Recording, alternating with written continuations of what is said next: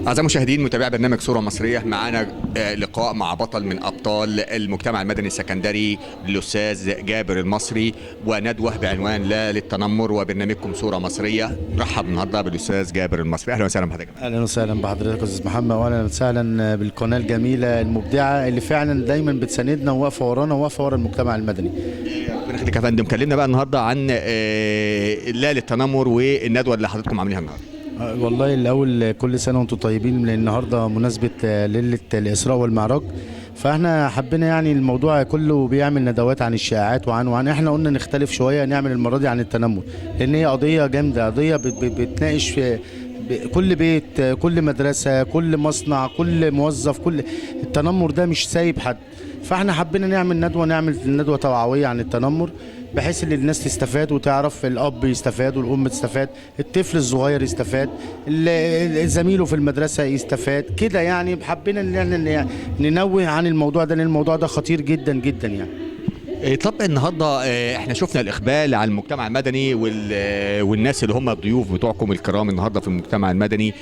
طب انت رؤيتك او حابب تقول ايه للناس اللي هم بيتنمروا يعني بيعملوا افعال سيئه بالاخرين او بالمجتمع ككل، يعني في اسكندريه او ككل في مصر كلها وفي الدول العربيه كلها؟ والله يا استاذ محمد، يعني هو دور الاعلام قبل اي دور، يعني دور الاعلام كسوشيال ميديا او كقنوات.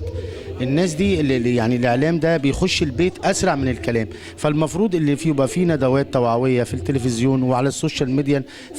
نرجع تاني للمدرسه، نرجع تاني نحترم المدرس. المدرس بيتعامل مع الاطفال وبيتعامل معاهم اللي هم دول اولاده. لكن انت اما تلاقي مدرس بيقول للولد انت غبي، الولد مش بيحترم المدرس، مش بيحترم المدرس. الاب بيزعق للام قدام الطفل بيزعق لاخته قدام الاب. فالموضوع خطير جدا، احنا لازم ناخد وقفه مع الموضوع ده.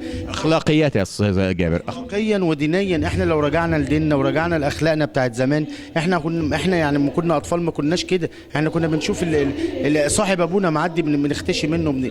لكن انا لا تعاركت مع طفل زيي ولا عملت اللي بيحصل ده. احنا ظاهره غريبه على المجتمع المصري.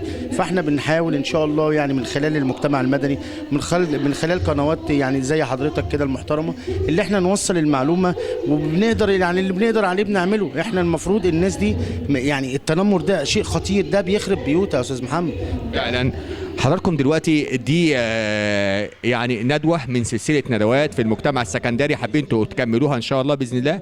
طب إحنا أستاذ جابر بنشكرك جزيلا، وإن شاء الله هنلقاك في ندوة أخرى إن شاء الله تكونوا منظمينها إن شاء الله. يا فندم إحنا لينا الشرف اللي حضرتك معانا والكاميرا الجميلة دي معانا يا أستاذ محمد، وأنت دايما بتقف ورا المجتمع المدني بقلبك وبكاميرتك وبرنامجك الجميل اللي الناس كلها متابعاه.